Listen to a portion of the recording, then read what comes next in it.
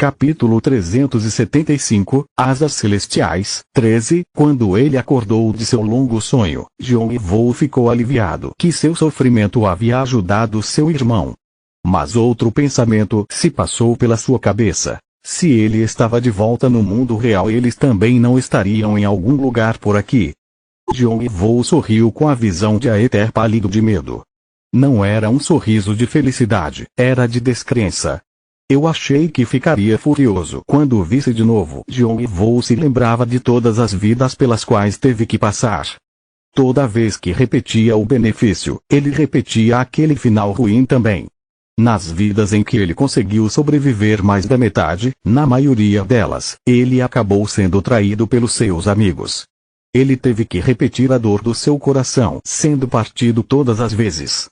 Embora algumas vezes ele não fosse traído, nunca era frequente. A traição era sempre pelos mesmos motivos: ganância, desejo e fome por poder. A mesma coisa aconteceu na realidade. Por outro lado, ele acabou sendo um dos motivos para Aether ter se desfeito. Ele ignorava seus amigos exaustos enquanto os encorajava a continuar subindo a torre pelo Elixir. Muitos clãs se tornaram cautelosos em relação a eles, mas ele sempre os ignorava. Então as coisas acabaram ruins por causa de frustrações, irritações e mal-entendidos que continuavam se acumulando. Todas as vidas que acabaram em traição foram resultadas do seu comportamento hipócrita. Mas não foram todos que o traíram. Sadir ficou preocupada com seus amigos até o fim. Com KHR chorou pela sua amada. Jeanne morreu tentando animar seus espíritos cansados. Não foram todos que tomaram as mesmas decisões. No entanto, Baal, Leonte, Bailuk, Aether e Vieira Dune sempre escolhiam o mesmo caminho na realidade e nas outras vidas. Eles riram quando apunhalaram no coração. Era por isso que Jeong-woo não conseguia entendê-los. Ele queria perguntar por que eles fizeram o que fizeram. Por que tomaram a mesma decisão em cada situação? Por que viraram as costas para as risadas, conversas, lágrimas e a amizade que tinham? Eles ficaram mais felizes no final? Porém, Yeonwoo já tinha matado Baal e Leonte. Bailuk sumiu depois de subir para os andares superiores e Vieira Dune se tornou uma deusa estranha depois de consumir a Mãe Terra. Então ele não tinha nenhum modo de encontrar respostas para suas perguntas. Mas os céus o estavam ajudando porque a Aether ainda estava aqui. Ele finalmente podia perguntar para alguém. Asas celestiais. Asas brancas se abriram nas costas da armadura prateada de Jeong-woo. Era sua habilidade única que deu o apelido Asas Celestiais para ele. O vento que saía dele envolveu os dois. Diferente das asas celestiais de Yeonwoo, as de Jeong-woo tinham o potencial extremo dos fatores dracônicos. Sangue dracônico fortalecia seus sentidos até o limite e a pressão pressionava aqueles ao seu redor. O sopro dracônico que vinha logo depois marcava seu território. Sempre que ele abria suas asas, ninguém conseguia se comparar a ele. Bum! Jeong-woo deu um impulso no chão, criando um impacto tão poderoso que a escuridão tremeu. Ele disparou pelo ar e chegou na frente de Aether a uma velocidade que quebrava a barreira do som. Aether se recompôs tarde demais. Ele estava agitado por estar vendo uma pessoa morta, mas a coisa mais importante agora era se proteger. Luz branca, juntando suas mãos, ele as virou e as levantou acima de sua cabeça. Uma cortina densa de luz bloqueou a aproximação de Jeong-woo, ou pelo menos tentou. Bum! A luz deveria ser tão resistente quanto uma barreira, mas a força das asas celestiais a quebrou como vidro. Debaixo dos fragmentos de luz, Jeong-woo virou para a direita, segurando uma espada gigante em suas mãos que brilhava tanto quanto sua armadura, a matadura de dragões. Matadura de dragões categoria: espada longa de 2 mãos rank, a mais original. Descrição: uma espada que o mestre ferreiro Inova fez dos ossos providenciados por Calatus. Como foi criada com ossos de dragão, a espada possui uma durabilidade e condutividade de poder mágico incríveis. Contas de oricalco estão encaixadas por toda a espada, amplificando seus efeitos. Atualmente, está mais forte do que o normal porque núcleos de condutividade mágica foram adicionados. Capturador de dragões. Se estiver lutando com um oponente que possui qualquer traço da espécie dracônica, por menor que seja, o dono da espada conseguirá dominá-lo. Olhar do dragão. Existe uma alta probabilidade de tomar a saúde e poder mágico de um oponente ferido. O oponente ficará preso em medo como se estivesse exposto ao olhar de um dragão. A imunidade e resistência do oponente serão anuladas. Fórmula dracônica. Fórmulas mágicas podem ser gravadas na lâmina. A magia nunca desaparecerá, pois foi convertida para a linguagem dos dragões e só uma pequena quantidade de poder mágico é necessária para ativá-la. A matadura de dragões não era só uma grande arma, também era uma ferramenta mágica incrível. Sua durabilidade garantia que ela não se quebraria, não importa qual for o tipo de arma que estiver enfrentando. E a magia gravada na lâmina só usava uma pequena quantidade de poder mágico, o que significava que era mais eficiente do que recitar uma magia. A língua dracônica era um dos tipos de magia mais superiores. Com somente algumas palavras, era possível mudar as leis da natureza. A espécie dracônica fez isso ser possível, pois eram abençoados pela mana. Foi isso que permitiu que eles ficassem em pé de igualdade com os deuses e demônios. Além disso, núcleos de condutividade mágica foram adicionados, então a arma também tinha um potencial imenso para destruição. A matadura de dragões que Jion estava usando era só uma réplica, mas ele se lembrava de todos os pequenos detalhes e funções da verdadeira matadora de dragões, então contribuiu com seu conhecimento para a criação da réplica. Como resultado, a arma ficou somente alguns ranks abaixo da original e suas capacidades eram excepcionais. Era a espada que mais combinava com Jion e era melhor do que a maioria dos artefatos sagrados. Não era só a matadora de dragões. Os itens que ele estava usando, armadura celestial, luvas de poder do ogro, sapatos de nuvens de pena e por aí vai, eram itens que ele usava quando era o Asas Celestiais. Jion expressou sua gratidão mais uma vez para a pessoa que o ajudou a recuperar suas coisas. Obrigado, Nêmesis não foi nada, ex-mestre. Eu estava esperando por esse momento tanto quanto você. Ilusão de sonhos. A habilidade de Nêmesis, ilusão de sonhos, aprisionava a pessoa no limite entre um sonho vazio e um pesadelo para que Nêmesis pudesse pressioná-los com o vazio e fazê-los entrar em pânico. Mas quando era ativada só para uma pessoa, a habilidade a aprisionava do outro lado do espaço, onde ela seria morta. Era uma tática que Jion usava frequentemente com Mirne, a identidade anterior de Nêmesis. Quando as propriedades de Nêmesis mudaram, o ambiente mudou para um sonho. No entanto, Jion gostou mais disso porque qualquer coisa seria possível se fosse imaginada corretamente. Até mesmo como uma alma meio danificava, ele conseguiu recuperar sua antiga aparência por um tempo. Pode descontar tudo. Esse era o palco que Jion havia criado especialmente para ele. Boom! Urk! A Ether não conseguiu resistir ao ataque e foi lançado para trás. Jion bateu suas asas para segui-lo, balançando a matadora de dragões. Corte era uma habilidade que Jion usava frequentemente contra seus inimigos. Era uma habilidade normal, mas nas mãos de Jion ela atirava relâmpagos com sons estrondosos e faíscas amarelas encobriam a lâmina. Onda de luz. Estrondo. Quando Jion criou a onda de luz, ele mal conseguia controlar seu poder destrutivo. Seus amigos sempre fugiam quando viam a habilidade e zombavam dele dizendo que era uma habilidade suicida. Mas conforme o rank de Jion foi aumentando, seu controle foi crescendo até que se tornou uma habilidade esmagadora que podia destruir qualquer coisa. Impossível! Aether gritou quando viu a onda de luz e o corte vindo na direção dele. Ele ficou atordoado por ver as técnicas que achou que tinha desaparecido para sempre. Ele cerrou os dentes e abaixou as mãos. Luz branca. Luz saiu das pontas de seus dedos. O corte quebrou quando colidiu com os fragmentos de luz.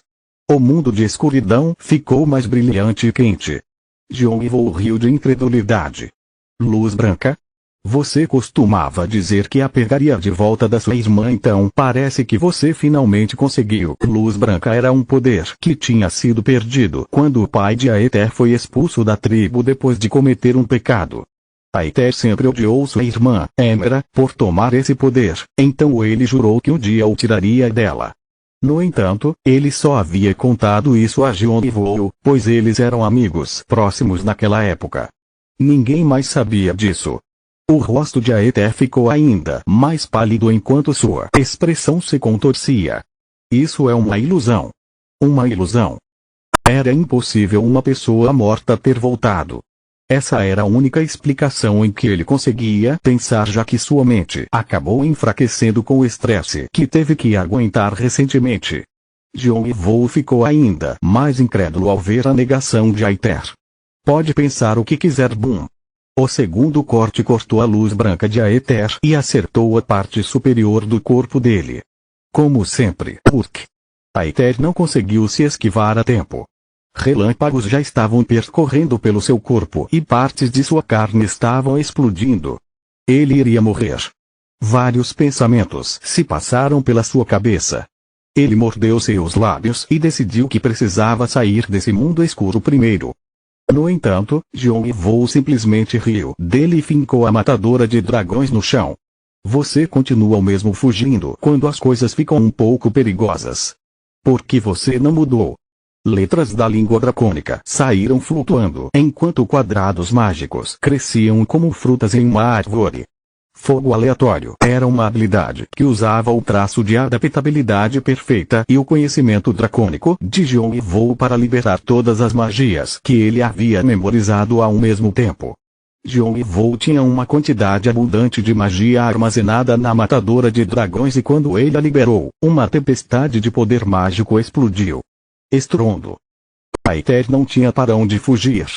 A beira de um sonho não era diferente de uma prisão e qualquer um ali dentro seria atingido pela tempestade de poder mágico. Quando ele reapareceu, seu corpo inteiro estava coberto de feridas. Até seus pulmões ficaram chamuscados. Ele exalou fumaça, ofegando como se fosse morrer a qualquer momento. Jion e Vou se aproximou em silêncio de Aether, que ainda estava tentando fugir, e fincou a matadora de dragões em seu abdômen. Aether se contorcia como uma borboleta que tinha sido alfinetada. Jion e Vou. Aether olhou para Jion e Vou com a visão borrada. Ele havia perdido a maioria de sua visão, mas ainda conseguia ver o suficiente para saber que a pessoa diante dele era real. Ele não sabia como o seu amigo morto tinha conseguido voltar, mas havia coisas mais importantes que ele tinha que resolver.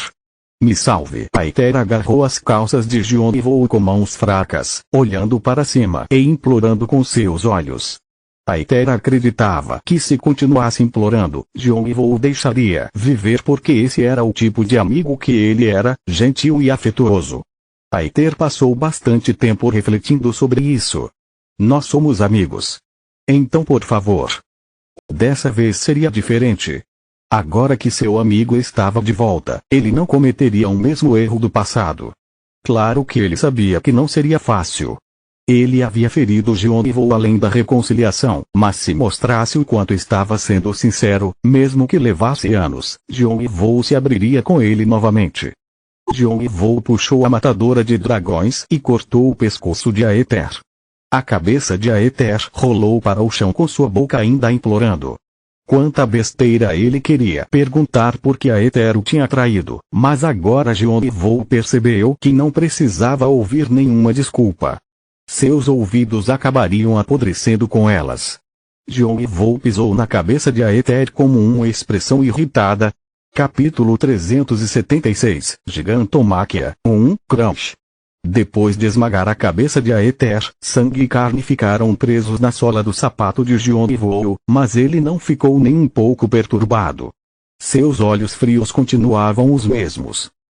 Ele olhou para cima para o vazio, seu suspiro estava cheio de emoções complicadas que giravam dentro dele. Ele achou que se sentiria melhor depois de se vingar. Era verdade, mas tudo acabou se misturando com a complexidade dos seus sentimentos. Talvez ele estivesse dormente. Jong-woo não conseguia descobrir o que estava sentindo. Ele não achava que o tipo de vingança que aparecia em filmes era inútil, mas ele também não era uma pessoa que perdoava qualquer coisa. Ele não sabia por que os sentimentos que estava esperando não tinham aparecido. Era como se ele tivesse completado a primeira tarefa de várias outras. O fim provavelmente estava lá, além do vazio, do céu e do mundo. Vieira, seria ótimo se você pudesse ver isso. Jong-woo chamou o nome de sua antiga namorada, que ele planejava encontrar algum dia. Será que ela sabia que ele havia despertado? Talvez ela nem estivesse olhando nessa direção, cega demais pela sua obsessão pelos andares superiores como no passado. Ele ficou de pé daquele jeito por um longo tempo. Porém, apesar de todo esse tempo esperando, nenhuma resposta ou mensagem apareceu. Jong-woo riu de si mesmo. Ele se sentia como uma pessoa que fez um post em uma rede social esperando que uma ex-namorada visse como ele estava vivendo bem sem ela, mesmo que ela não estivesse interessada nele. Então vou ter que subir, ele prometeu para si mesmo. Se ela não quisesse olhar para ele, ele a faria olhar. E depois disso Jong-woo se forçou a parar. Ele se sentiria ainda mais patético quanto mais pensasse nisso. Ele se virou para ir embora. A mãe terra infectada estante encarando. Jong-woo arregalou os olhos enquanto virava a cabeça. Foi só por um momento, mas um olhar o encarou. Desapareceu rápido, mas seus sentidos conseguiram detectar. Com um sorriso, Jong-woo começou a caminhar. Acordar acabou não sendo em vão. Mas naquele momento, seu corpo ficou transparente, revelando as letras dentro dele. Jong-woo simplesmente as cobriu com seus braços como se isso não fosse grande coisa. Seus olhos ficaram sérios. O que aconteceu? Lan acordou com a testa enrugada. Havia um zumbido em seus ouvidos e ela não conseguia pensar direito. Então ela começou a se lembrar aos poucos os subordinados de Jong-woo e os membros do seu grupo avançando, diz Pluto entrando na batalha, Japeto liberando seu nível divino quando foi encurralado, uma onda de calor intensa o suficiente para destruir montanhas, os soldados sendo atingidos, a formação se quebrando e os gritos dos soldados sendo queimados. Lan levantou a cabeça quando se lembrou da última imagem. Ela se lembrava de ter desmaiado depois de tentar salvar os soldados do inferno de chamas. Por favor, estejam vivos, Lan murmurava repetidamente para si mesma enquanto olhava ao seu redor. O ar estava obscuro por causa do calor e ela não conseguia enxergar direito. Só depois de forçar poder mágico em seus olhos que ela finalmente conseguiu ver os seus arredores. A visão era devastadora. Amontoados negros estavam espalhados por todo lugar, provavelmente o que sobrou dos soldados, e os únicos sobreviventes eram os oficiais de alto escalão que tinham um pouco de nível divino. Clang. Eles estavam lutando com dificuldade contra os subordinados de Japeto. Era ainda mais difícil de encontrar sobreviventes da 13ª unidade. Lan cerrou os dentes. Por que ela não pensou nisso? Liberar o nível divino, ou o poder do Deus gigante, era uma arma que os Titãs tinham guardado para o fim. O poder do Deus gigante era a energia que Cronos deixou para trás. Os Titãs conseguiram recuperar uma quantidade significante de seu nível divino depois de absorvê-la. Foi assim que eles conseguiram o poder para enfrentar Hades. Já que o poder do Deus gigante era a vida e a força dos Titãs, não podia ser recuperado quando fosse usado, então os Titãs tinham muito cuidado ao usá-lo. No entanto, Japeto havia liberado seu nível divino e usado a maioria de seu poder. Ele não fez isso só uma vez, fez várias. Não importava como a formação de Pluto fosse boa, o nível divino destruiria tudo. Lan usou sua lança como suporte. Ela tinha que dar um jeito nisso antes que mais dano fosse causado. O que tinha acontecido com Japeto? Naquele momento, ela ouviu Japeto rugindo: morra. Eu vou te matar, humano.